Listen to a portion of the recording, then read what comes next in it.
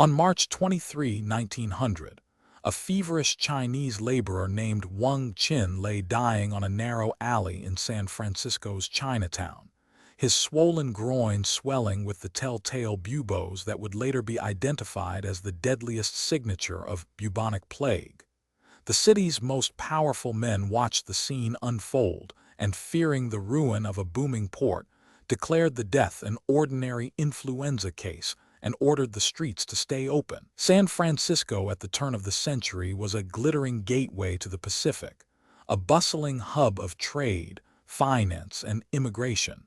The gold rush had already turned its hills into a magnet for hopeful prospectors, and by 1900 the city's population swelled beyond 400,000, with a vibrant Chinese community that accounted for a quarter of its residents. The United States had recently fought the Spanish-American War, and its naval ships regularly touched the harbor, bringing with them not only cargo but also the invisible threat of disease.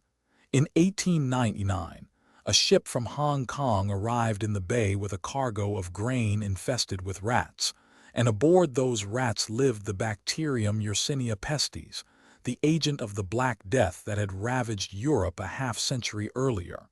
When the first suspicious death was reported, Dr. Joseph Kinneown, chief bacteriologist of the Marine Hospital Service, ordered a full autopsy.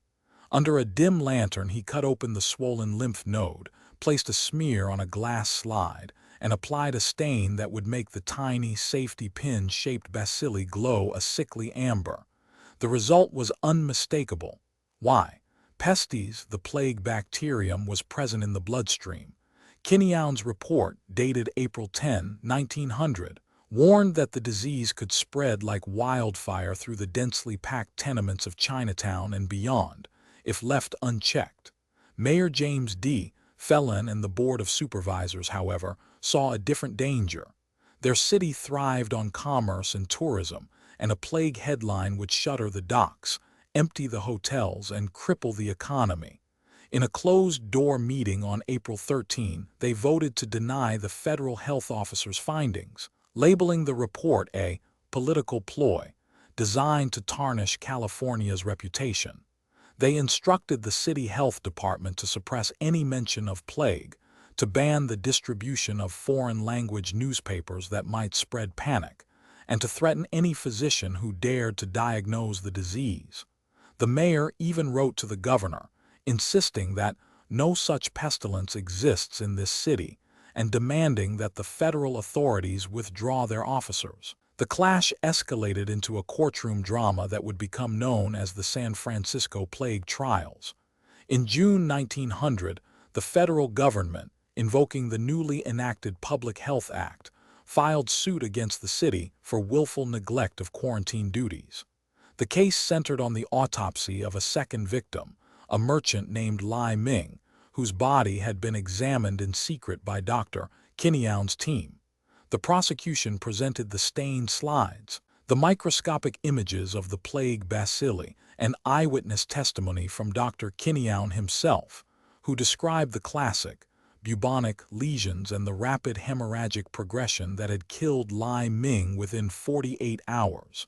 The defense, led by the city's attorney, argued that the slides had been tampered with, and that the so-called bacilli were merely common bacteria misidentified under pressure. The jury, swayed by the city's fervent denial and the prevailing xenophobic sentiment that painted Chinatown as a disease-laden slum, returned a verdict of not guilty for the city's officials. The federal injunction was delayed, and the city continued to operate without any formal quarantine.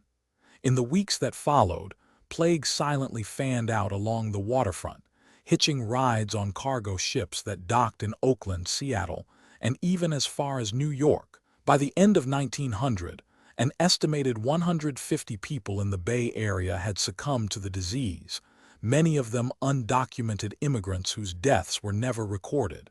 The turning point came when a third autopsy, this time conducted in open court at the San Francisco Medical Society, could no longer be hidden. Dr. Kinneown, now a target of personal threats and a smear campaign that painted him as a foreign agitator, stood before a packed audience and displayed a fresh set of slides from the body of a young girl named Mei Lin, who had died after a sudden fever and a painful swelling behind her ear. The audience gasped as the glowing bacilli appeared under the microscope. The mayor, confronted with incontrovertible evidence, finally relented and ordered a citywide quarantine of Chinatown, the burning of infected houses, and the establishment of a federal plague laboratory in the Presidio. The aftermath was a bitter mix of relief and lingering resentment.